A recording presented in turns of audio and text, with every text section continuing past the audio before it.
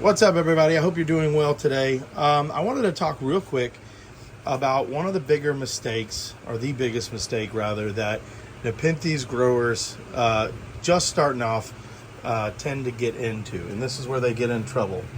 It is like really tempting to have the coolest, most sought after plants, and that can get real expensive really quick. And a lot of those highly sought after plants need a lot of specific care. So like a Velosa, Rajah, any of those kind of Hamada, they all require very, very, very specific care, especially the Highland ones. And as a result, a lot of people get burned out because, as you could expect, most of them end up dying. And so you certainly have options, right?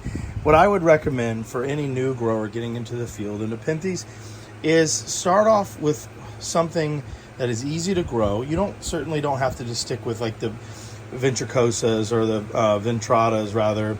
I highly recommend ventricosa, but ventrata, alata, even Miranda.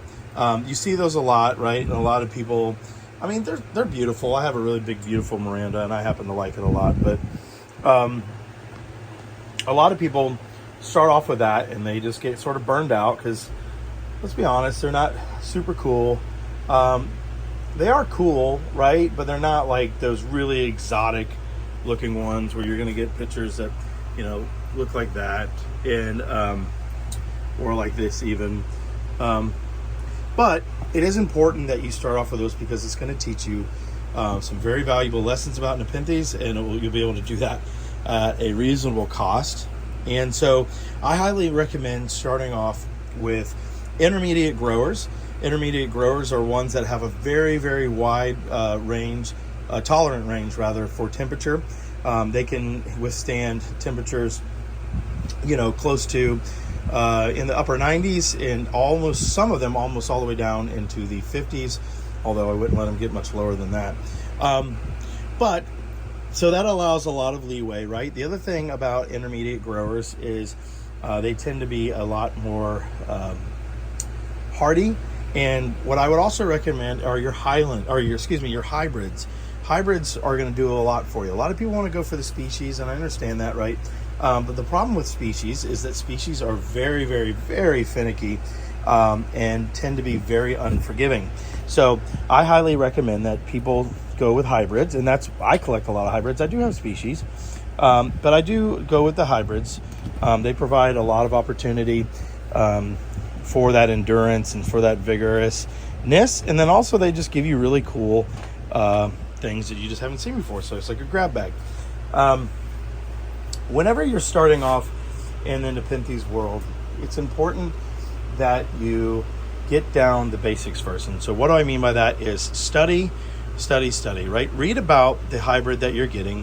What are the conditions that it has in situ or in the wild? What do those look like, and how can you emulate those habits in your setup, right? Some of them might prefer a wetter condition. Some of them might prefer more wind. A lot of the hybrids, especially when you start getting into like the Merlianas, when you start getting into some of those hybrids, they like a lot of wind. That doesn't necessarily mean they need to be cold. They just mean they like wind, right? They grow up in montane forests, and so they require a lot of that cool breeze. And so you want to look at that. You want to look at truncatas. Truncatas tend to grow in really moist but well aerated areas in the Philippines, and so you want to make sure that you emulate some of those conditions for them. And so that is also very important. Growing Nepenthes is not difficult once you get the basics down, but what I would say is it's very easy for growers to become discouraged, and I really hate that, right? Because once you get the basics down, they do grow for you very nice, and they are extremely, extremely rewarding. That's all I've got.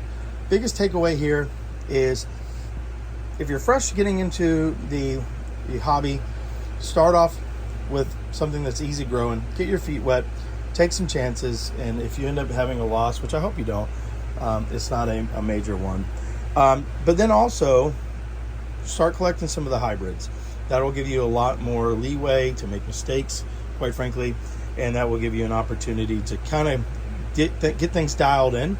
And then you can start collecting some of the hybrid or the species.